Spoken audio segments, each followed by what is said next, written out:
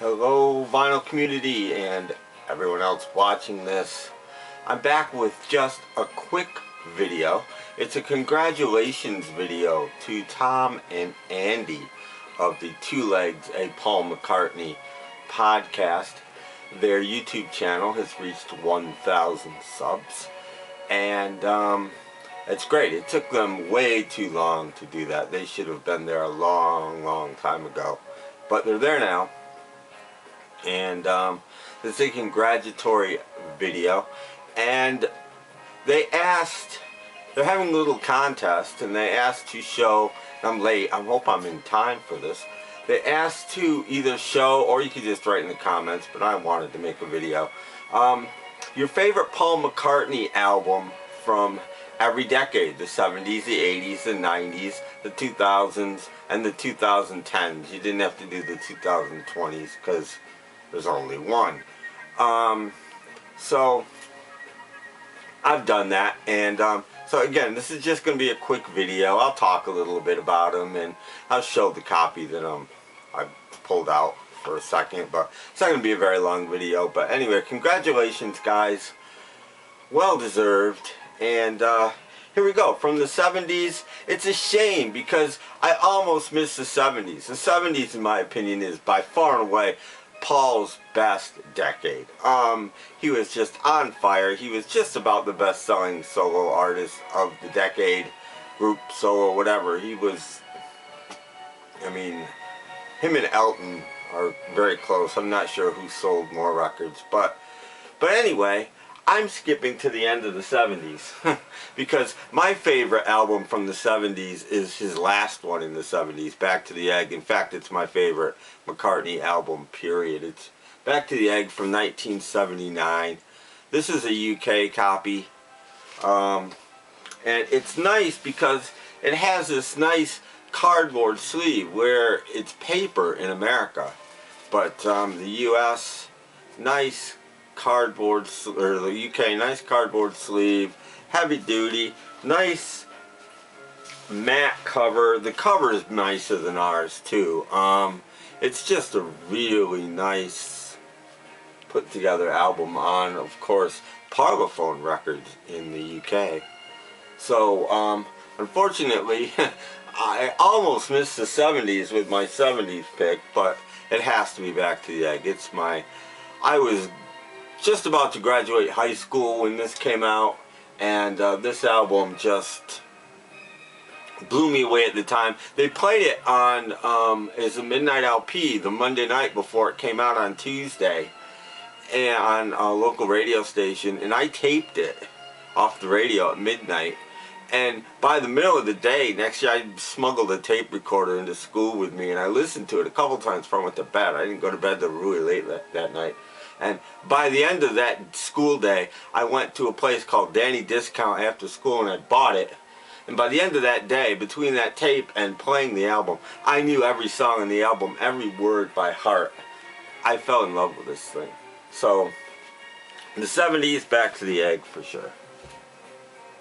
The 80s, he started out strong in my opinion and faded until the end. But my favorite from the 80s is Tug of War.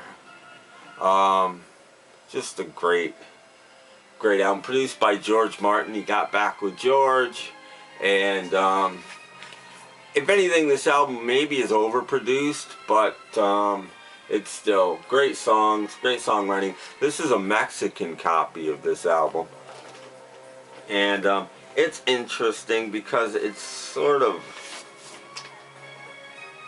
a little bit handmade looking. I have a Russian copy of this too, which is even more handmade looking than this.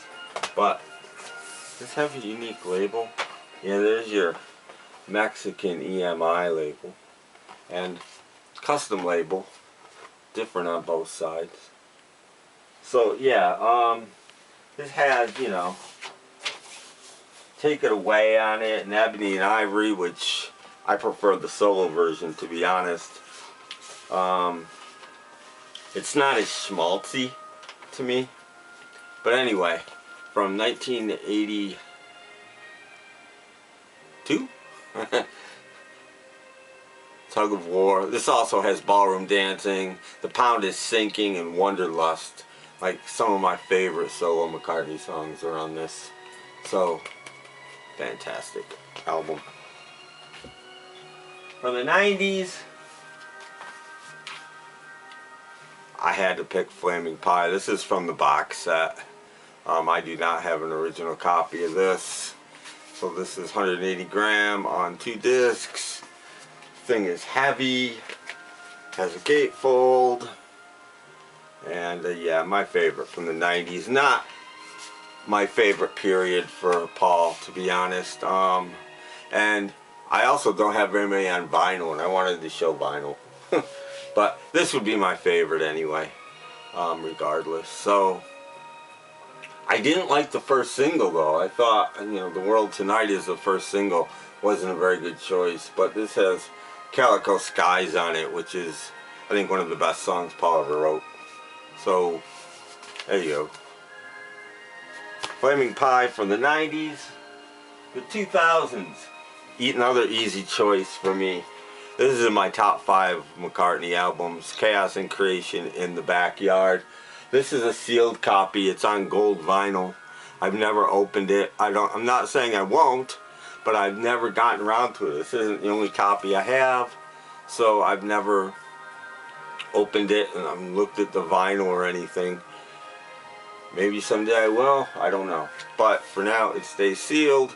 And this album took me almost 2 years to fall in love with. I didn't like it at first. I just thought it was your typical schmaltzy stuff Paul had been doing. And then one day I heard it somewhere on a TV program, honest to God. They played almost the whole thing on this local TV program, his background music. And I went, whoa, this is friggin' awesome. And I've liked it ever since then. And Friends to Go is just one of my favorite McCartney songs of all time. English Tea is great. Of course, Fine Line. Follow Me, a song written to his fans, is as good as Don't Let Me Wait Too Long by George, in my opinion. Just a great song about the fans. So that's 2000. And in the 2010s, well, there's only one choice. Well, Andy said no. Tom said yes to counting in the 2000s McCartney 3. But I decided not to count it. Besides, this might win anyway. New is just such a good album. And I don't like a whole lot else from, actually, the 2010s. I don't like Egypt Station. Anyway, this is his best. New is a great song. Alligator is a great song.